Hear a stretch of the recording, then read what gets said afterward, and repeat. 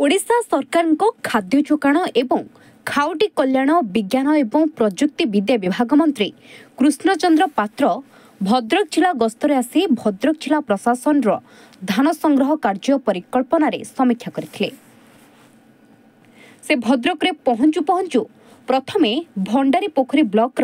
आदामपुर शक्ति स्वरूपा एसएचजी धान क्रय केन्द्र, भद्रक ब्लॉक बहुदरडार श्रीराम पास और अर्षपाल पार्क्स तीनिटी धानमंडी को जाई सरकारी दर में धान क्रय व्यवस्थार तदारख करथिले।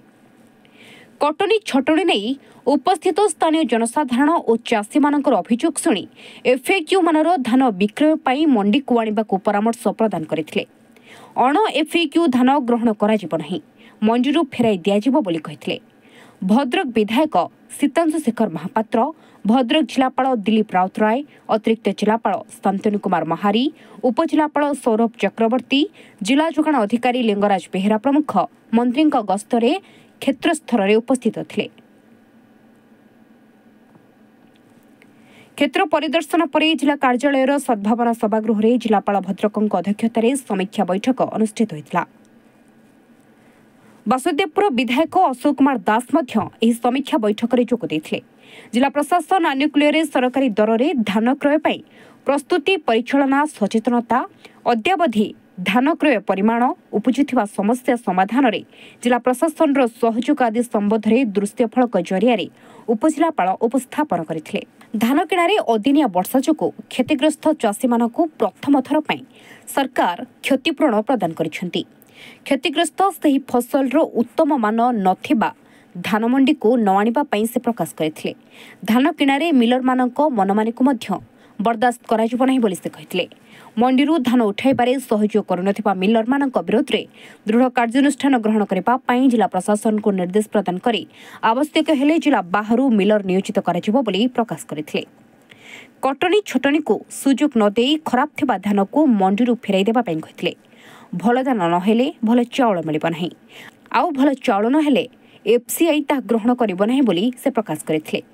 चाषी माने जेपरि असुविधा न पड़ती सुसंगठित ढंगरे सरकारी मंडी जरिया मिलर मानक द्वारा सेमानक ठारू उत्तम मानर धान संग्रह करा जिबा दिगरे नियोजित समस्त प्रशासनिक अधिकारी माने अधिक यत्नवान हेबाक मध्य माननीय मंत्री बैठक में परामर्श प्रदान करिसेंती।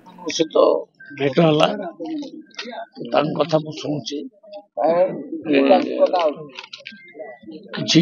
मात्रा रे जो मंडी रे कटनी छटनी चली 7-8 केजी पर्यटन कटनी छटनी होची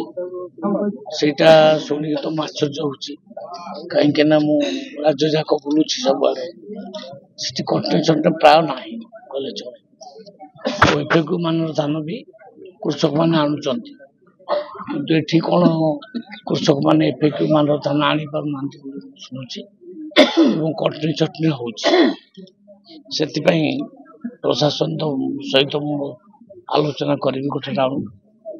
एवं मिलर मानक सहित भी बस जोटा ठीक हम डिसीजन निया जिवो किंतु सरकार चाहूची कटनी छटनी न हो कृषक माने एफएक्यू मानर धान आणंतु एटा हम चाहूँ एटा हेले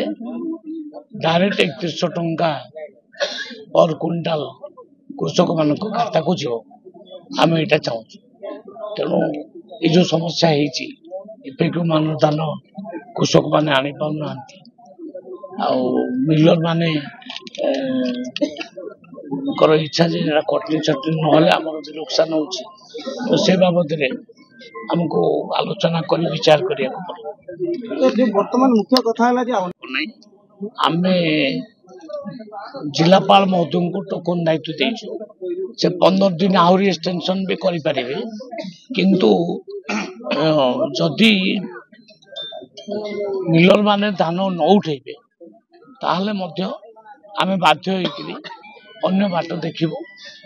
अन्य दरकार पाख जिला मान को मध्य टैग करिकरी ए धान उठे आ जो मान न उठेबे से माने आउ के व्यवहार करि परिबे ने ब्लैक लिस्टेड हेबे